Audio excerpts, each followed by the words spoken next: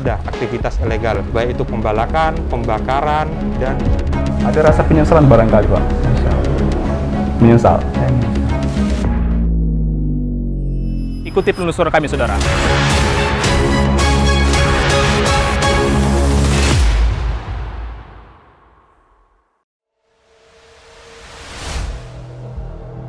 Dia mengatakan kepada saya, jangan keluar dulu karena belum aman. Kita tunggu subuh aja. Karena kebetulan tangan saya sudah biru, Mas. Sudah tidak tahan lagi kan. Saya ngambil inisiatif. Jadi saya sempat bilang sama salah satu security itu, nggak apa-apa kalau saya nggak pulang ke dapur, berarti saya mati.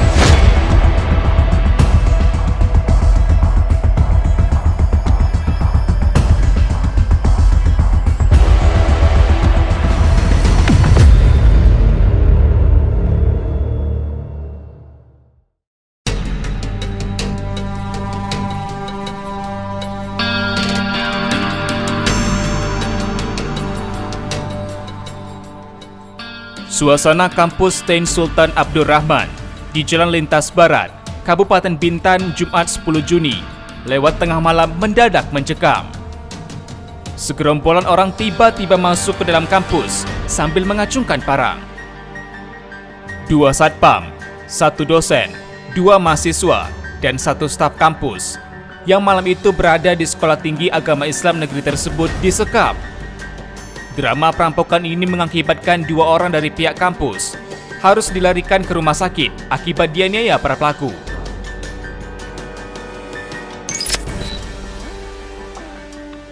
Saudara, aksi perampokan terjadi di kampus Sekolah Tinggi Agama Islam Negeri Tain Sultan Abdul Rahman, Kecamatan Toa Payah, Kabupaten Bintan, Provinsi Kepulauan Riau, pukul 2 dini hari, 10 Juni 2022.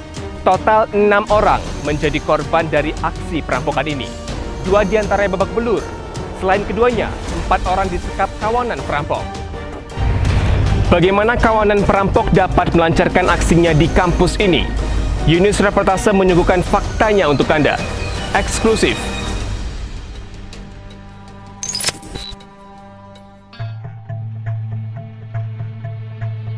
Tim Yunus Reportase menemui pelaksana tugas Wakil Ketua 3 Tain Sultan Abdul Rahman untuk mengetahui kronologi peristiwa itu. PLT Waka 3 Tain Sultan Abdul Rahman, Pak Abdul Rahman, terima kasih Pak atas waktu Anda, Pak. Oke. 2 lokasi yang menjadi tempat penyekapan kawanan perampok di Tain Sultan Abdul Rahman. Ada di pantry 1, kemudian di lantai 3 1. Ya, lantai 3 di ruang inap dosen. Oke, kita menuju ke mana ini untuk menuju ke lokasinya, Pak? Untuk saat ini mungkin di lantai 3 saja, lebih memungkinkan. Oke, baik. Kita boleh masuk ke atas. Oke.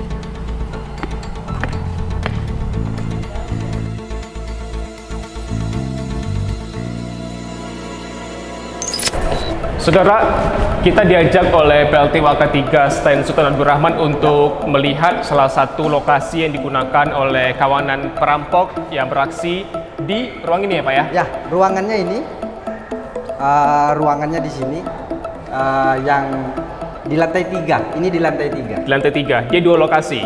Ya. Pantry 1, kemudian lantai 3. Ya, jadi ada 4 orang yang di pantry, 2 orang yang di ruang inap dosen ini. Oke, yang di ruang inap dosen ini siapa saja, Pak? Yang di ruang inap dosen ini ada dosen kami, namanya panggilannya Pak Teddy, dan mahasiswa kami yang namanya Zulfan itu. Oke, mungkin barangkali bisa dijelaskan terlebih dahulu awal mula kasus ini seperti apa yang bisa dijelaskan oleh pihak kampus, Pak?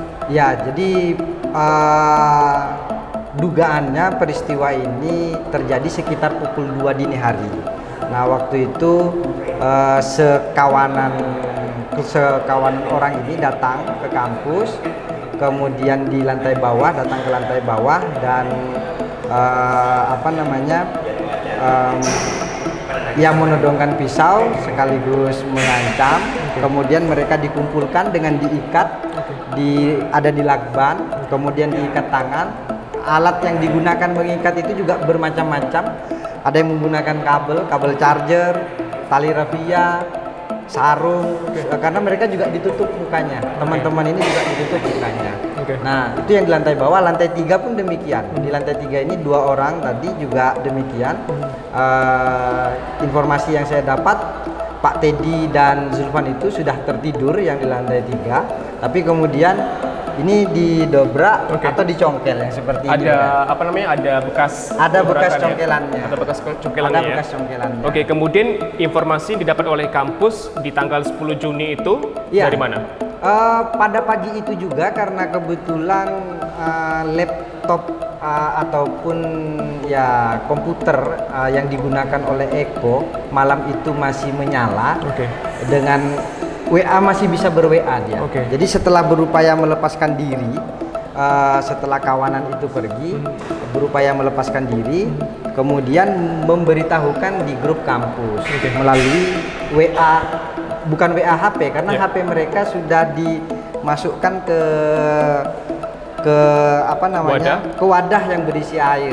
Eko kemudian karena masih bisa berkomunikasi menggunakan laptop atau komputernya itu, dia memberitahu bahwa ada apa namanya, ada orang datang ke kampus dan mereka sudah sempat diikat.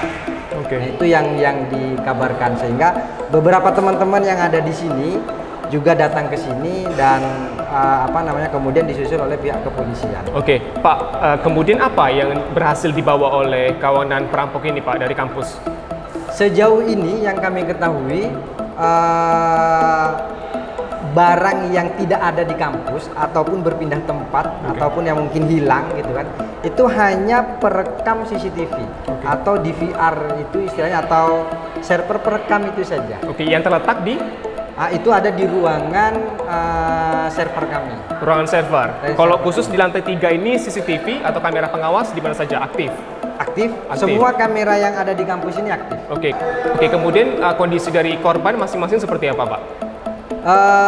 Dari 6 orang ini ada staf kami yang mengalami luka karena mendapatkan pukulan.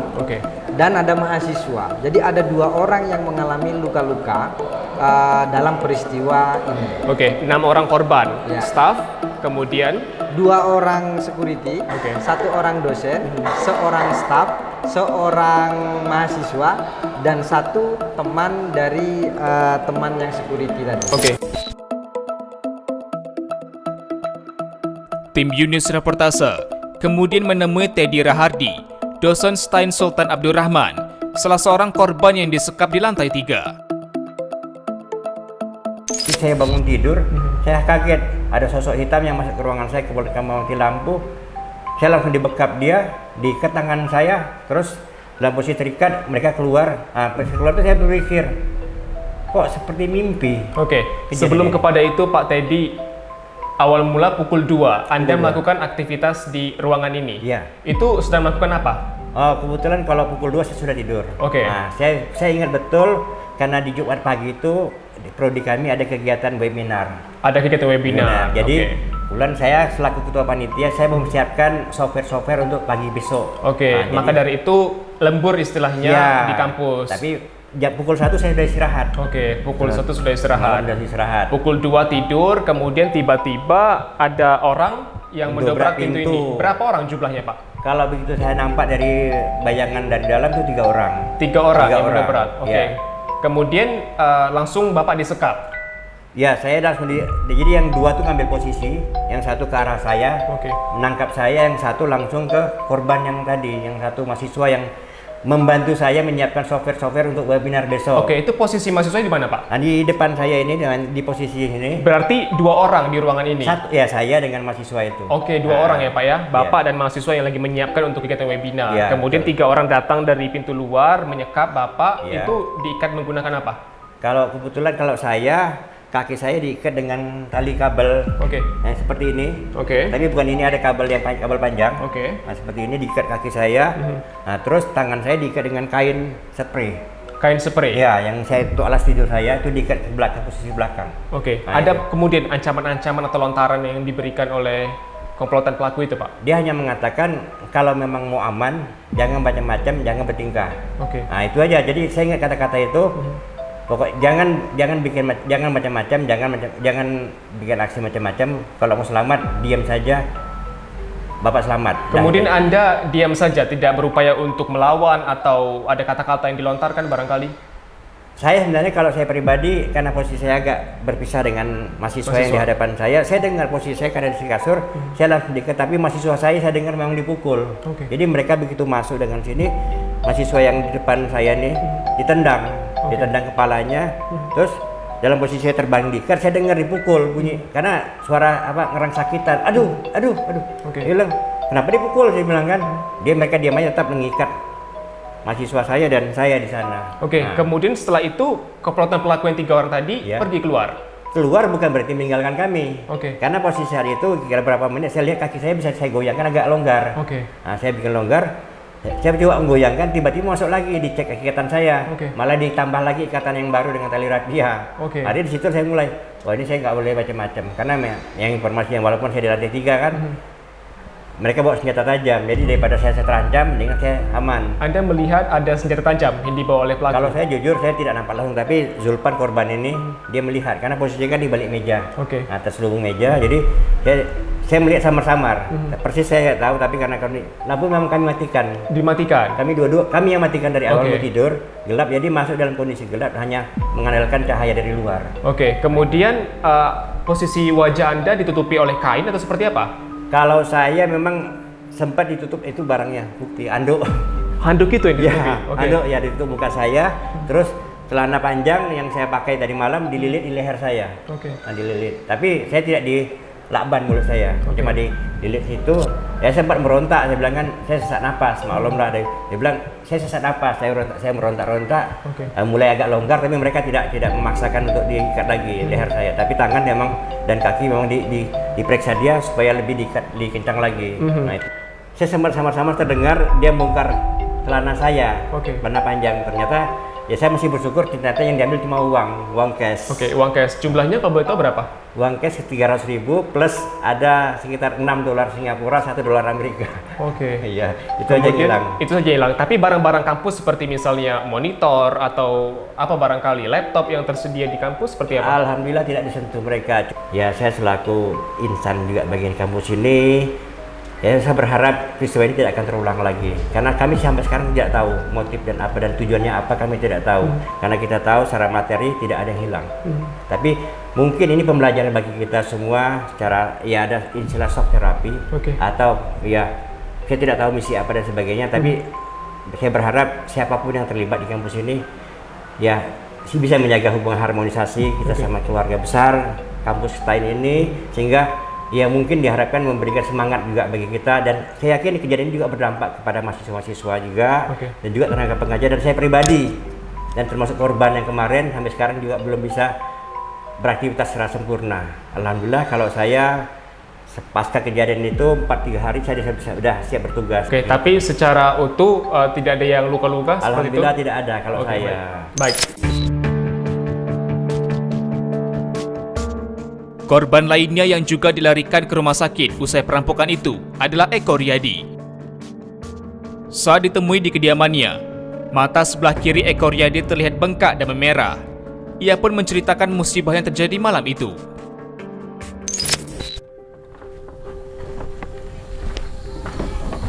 Saudara, kami sudah berada di rumah salah seorang korban aksi perampokan kampus STAIN Sultan Abdul Rahman, dan kita akan mengetahui kisah dari korban yang bersangkutan. Ikuti penelusuran kami, saudara. Selamat sore, Mas Eko. Selamat sore. Apa kabar, Mas? Sehat selalu. Mas Eko, saya ingin bertanya terkait dengan aksi perampokan kampus STAIN Sultan Abdul Rahman, dan kami pun juga ikut prihatin atas musibah yang diderita oleh para korban. Mungkin barangkali bisa diceritakan, Mas Eko di STAIN Sultan Abdul Rahman sebagai apa? Saya sebagai staf di bidang humas dan di bagian multimedia. Kemudian di tanggal 10 Juni 2022 itu Mas Eko berada di kampus? Iya, benar. Sedang melaksanakan aktivitas apa itu? Kebetulan saya waktu itu sedang mengerjakan deadline editing video terkait tentang gedung baru yang telah dibangun sama pihak kampus. Jadi saya besoknya harus dikirim ke Jakarta waktu itu. Jadi saya selesaikan di kampus sampai pukul 2. Dan itu pertama kalinya bermalaman di kampus sampai lembur untuk mengerjakan sebuah proyek atau seperti apa? Memang saya biasanya kalau seandainya ada pekerjaan yang harus saya selesaikan cepat, memang harus saya selesaikan di kampus karena mengingat jarak rumah dan kantor itu cukup jauh. Oke, posisi waktu itu mengerjakannya di lantai berapa? Lantai satu? Di lantai 1 di bagian ruang dapur pantry. Oke, di ruang dapur, di pantry Anda mengerjakannya? Iya benar. Karena menurut saya ruang itu cukup nyaman untuk saya bekerja. Jadi kalau saya sambil buat kopi kayaknya nggak perlu bolak-balik ruangan. Gitu. Oke, kemudian Mas Eko barangkali bisa diceritakan kepada kami, ini eksklusif di Yunus Reportase, apa sebenarnya yang terjadi pada malam hari itu? Ya, waktu itu memang tepat pukul 2, tiba-tiba masuk 3 orang dengan membawa senjata tajam. Sambil bahasanya mengancam kami dan langsung menyergap. Kalian jangan melawan dan ikut aja apa kata kami. Seperti itu. Sambil menyergap kami satu-satu. Kebetulan kami di dalam itu ada 3 orang. Di dalam pantry itu, di tempat makan itu ada 3 orang. Ya, di dapur itu ada 3 orang ya. Anda kemudian 2 orang security. 2 orang security itu sedang ngopi santai dan sebagainya seperti itu. Iya benar. Oke, kemudian setelah itu seperti apa? Kemudian kami disergap dan ditolak ke lantai gitu kan. Kemudian sambil mencoba mengikat kami satu persatu. Oke. Di saat mereka mengikat, di sana saya sempat berontak gitu. Nah, di sana saya berontak, kemudian saya dapatlah pukulan 2 pukulan dari bibir sini, kemudian dekat pelipis. Oke. Anda berontaknya dengan cara menggerakkan tubuh atau ada kata-kata juga yang terlontar? Tidak, saya tidak ada berkata-kata, saya hanya menggerakkan tubuh, mengeraskan badan saya karena saya waktu itu bingung kan seperti apa. Kok tiba-tiba terjadi dalam waktu cepat gitu. Oke. Tidak sangka. Anda bisa mendeskripsikan wajah dari pelaku atau mereka menggunakan apa seperti itu? Kalau untuk wajah saya belum bisa mendeskripsikan secara jelas karena mereka menggunakan penutup wajah. Oke, berwarna hitam. Cuman kalau dari segi tata bahasa yang saya tangkap waktu itu memang ada menyerupai suku tertentu. Oke. Kemudian Anda diikat menggunakan apa itu? Kalau seingat saya diikat menggunakan tali rafia. Tali rafia. Kemudian yang lainnya? Sama, menggunakan tali rafia. Ditambah dengan ada beberapa ikatan mungkin yang sudah dipersiapkan sama pelaku. Oke, kemudian kaki Anda juga demikian, diikat menggunakan tali rafia. Benar, kaki. Wajah seperti apa? Bibir kami, mulut kami dilaban, kemudian kepala kami ditutup menggunakan kain. Oke, itu pada saat ditutup menggunakan kain kemudian dilakban langsung ditinju atau ditinju dulu baru kemudian ditutup? Ditutup. Ditutup dulu, baru kemudian Anda berontak dan kemudian baru dipukul seperti itu. Setelah itu seperti apa, Mas Eko? Setelah itu kami hanya bisa mendengar aksi dari pelaku, hanya bisa mendengar lewat suara gitu kan. Apa saja itu? Seperti pintu didobrak, kemudian barang-barang berjatuhan. Terasa terdengar sekali ya. Karena pintu di kantor itu kan rata-rata terbuat dari kaca. Oke, baru kemudian? Kemudian kami tidak bisa melihat apa saja yang dilakukan mereka gitu. Jadi kan mereka beraksi itu kan kita bisa mendengarkan bunyi-bunyi yang sangat keras gitu. Jadi setelah beberapa waktu saya mendengar sudah tidak ada lagi suara-suara bising. Nah, jadi saya mengambil inisiatif untuk melepaskan tutup kepala saya dengan menggerakkan kepala karena kebetulan tutup kepala itu tidak diikat, hanya hanya ditutupin aja seperti itu ya. Diletak aja di atas kepala kami. Nah, kemudian setelah kepala saya lepas, saya coba berdiri. Untuk memastikan masih adakah pelaku di luar. Saya sempat dicegat sama salah satu security. Dia mengatakan kepada saya, jangan keluar dulu karena belum aman. Kita tunggu subuh aja. Karena kebetulan tangan saya sudah biru, Mas. Sudah tidak tahan lagi kan. Saya ngambil inisiatif. Jadi saya sempat bilang sama salah satu security itu, nggak apa-apa kalau saya nggak pulang ke dapur berarti saya mati. Gitu. Saya bilang gitu sama salah satu security. Jadi saya ambil inisiatif lompat sampai ke lobi. Saya lihat dari jendela sepertinya sudah tidak ada lagi kan. Karena saya berpikir waktu itu, Mas, saya takut pelaku ini kembali lagi untuk menghabisi kami supaya mungkin kami sebagai saksi tidak bisa berkata-kata lagi. Tidak bisa memberikan keterangan nantinya. Keterangan kepada polisi. Setelah saya pulang dari lobi, saya kembali ke dapur. Nah, di sana saya lihat di tempat sendok itu ada pisau. Nah, saya coba capai dengan mulut, saya nggak sampai waktu itu Mas. Jadi saya coba minta tolong ke security, bisa nggak berdiri karena dia lebih tinggi posturnya daripada saya. Nah, kemudian security itu berdiri, coba capai dengan mulutnya. Sampai Mas, beliau ngambil pisau, kemudian dari situlah dari mulut dia sampai ke tangan dari kami. Nah, dari situlah kami bisa melepaskan diri. Jadi setelah kami terlepas, saya coba suruh ke salah satu security bantu yang di atas karena masih ada 2 orang itu. Setelah saya suruh salah satu security untuk melepaskan yang di lantai 3, saya langsung ambil inisiatif Mas. Kebetulan saya langsung lihat laptopnya masih ada, yang laptop untuk kerja saya. Itu laptop yang Anda gunakan? Saya berpikir waktu itu handphone kami diambil sama pelaku. Jadi saya langsung buka laptop. Saya nge-positive thinking lah waktu itu. Kemungkinan handphone belum dimatikan. Saya buka WhatsApp web. Saya kirim pesan darurat, pesan singkat darurat ke grup Stein waktu itu. Isi pesannya kalau seingat saya itu, Pak, kami dirampok di kampus. Tolong kirim bantuan sekarang juga. Karena posisi kami belum aman. Kebetulan memang ada salah satu pimpinan yang merespon waktu itu. Itu subuh hari? Iya. Seingat saya pukul 3, pukul 3 lewat. Ada yang merespon? Apa bunyi responnya? Beliau langsung nelpon gitu kan. Sementara handphone kita nggak tahu posisinya di mana waktu itu Mas. Jadi di laptop itu ada notifikasi. Bahwasanya ada yang nelpon. Dan tidak bisa dijawab karena menggunakan WhatsApp web, bukan aplikasi. Iya, jadi saya langsung kirim lagi chattingan ke beliau, maaf Pak, handphone kami tidak ada. Handphone kami, saya bilang waktu itu handphone kami diambil gitu. Karena kami nggak tahu posisinya di mana. Jadi saya bilang, tolong Pak kirim bantuan sekarang juga. Kemudian di grup itu udah mulai sibuk lah kan di grup. Siapa yang bisa ke kampus sekarang juga.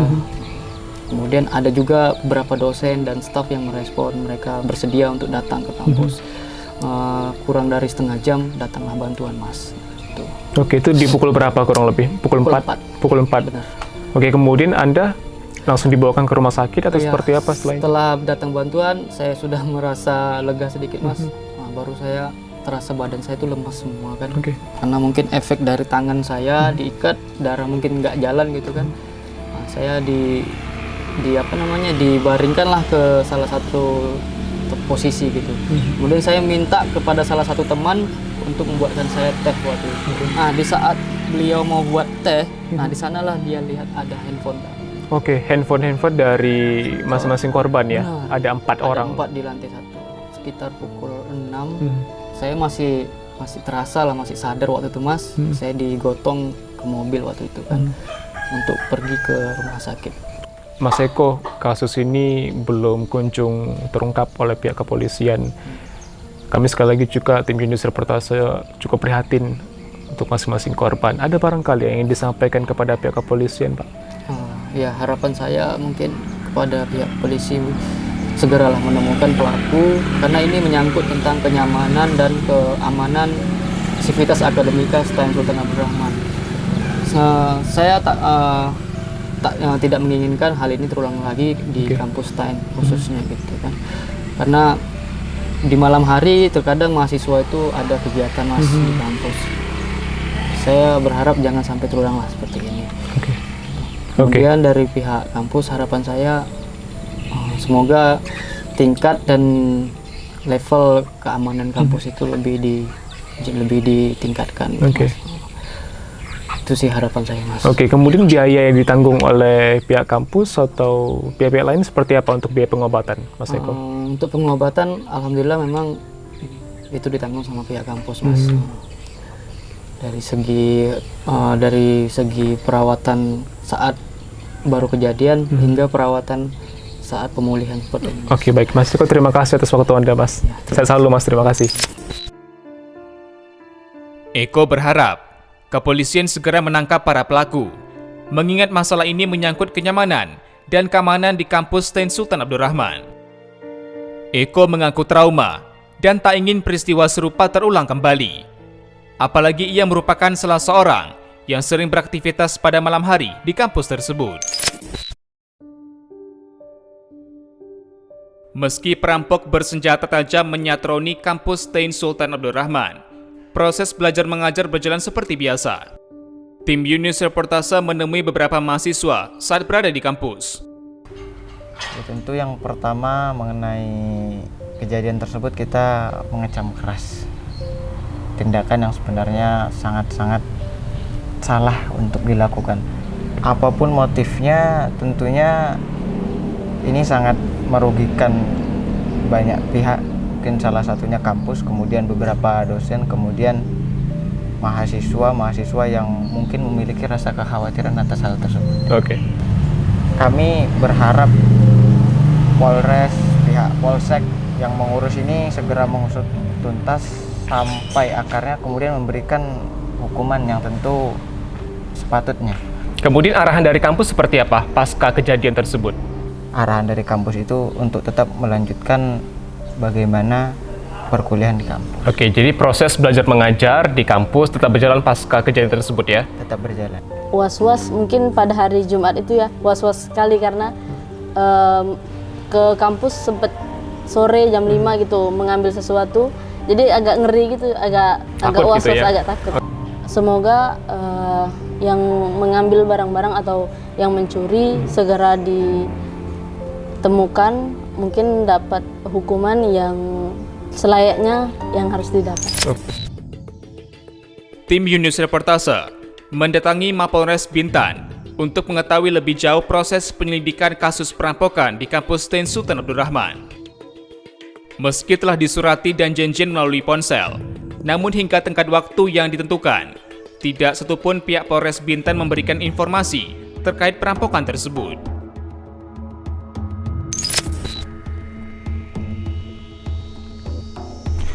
Saudara, kami telah berupaya untuk mengkonfirmasi Polres Bintan yang menangani kasus aksi perampokan di Tain Sultan Abdul Rahman. Hingga saat ini Polres Bintan enggan untuk memberikan komentarnya. Ikuti penelusuran kami selanjutnya, saudara.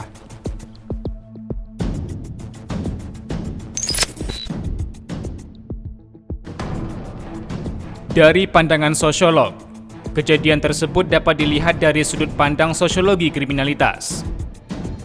Siti Arita menjelaskan, jika terdapat niat dan kesempatan, maka terjadilah aksi kejahatan.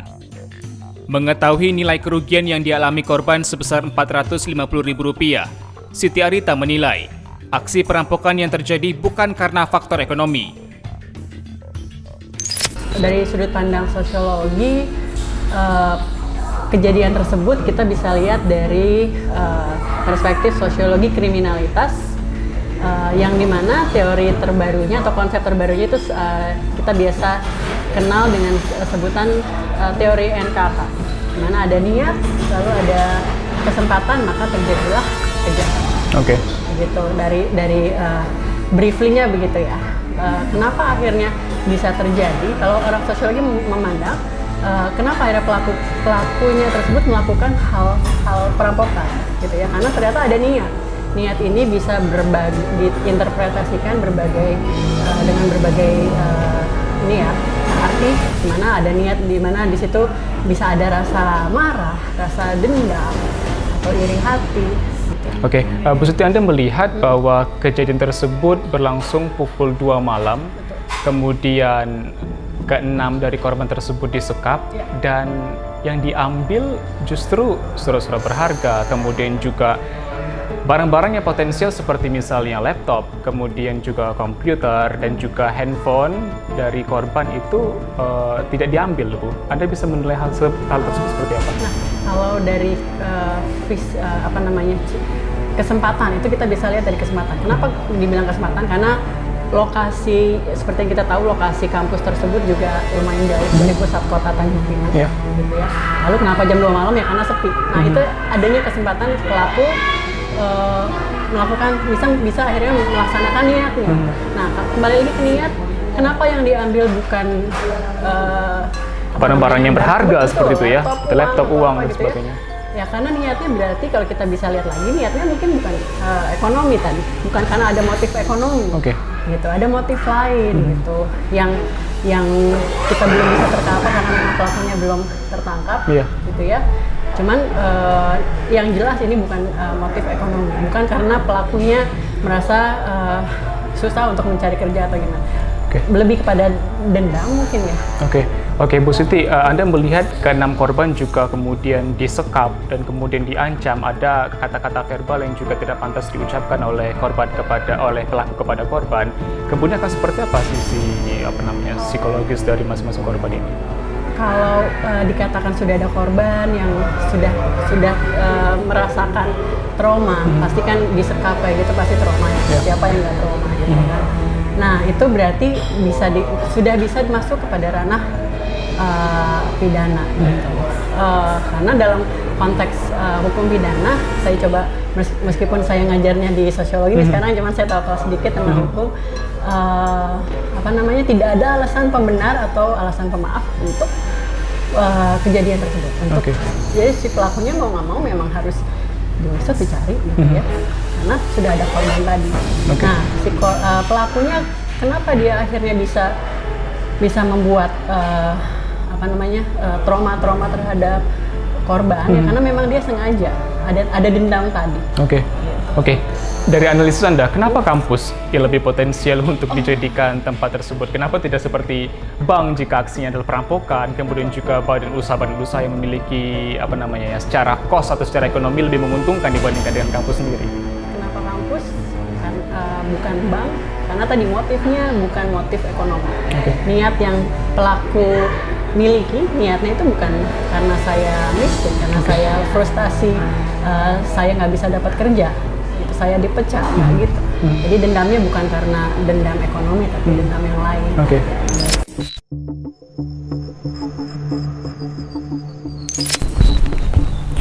Saudara, pertanggal 16 Juni 2022, Polda Kepri dan Polres Bintan masih melakukan penyelidikan atas kasus perampokan yang terjadi di Stein Sultan Abdurrahman, Provinsi Kepulauan Riau.